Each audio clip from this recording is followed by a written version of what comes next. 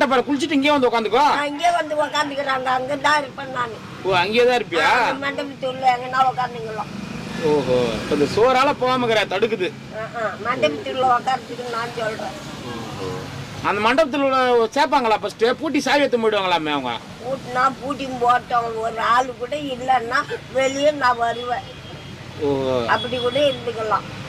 அந்த கம்பியில பூந்து வந்துருவேன்.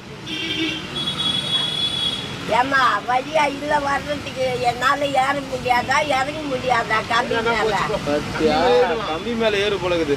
ஏற முடியும் இறங்க முடியும். ஓஹோ விட்டிலாம் காட்டுற கம்பி தான். சரி போயிட்டு வரேன். பார்க்கலாம் இன்னொரு நாளைக்கு. அப்ப போலாம்.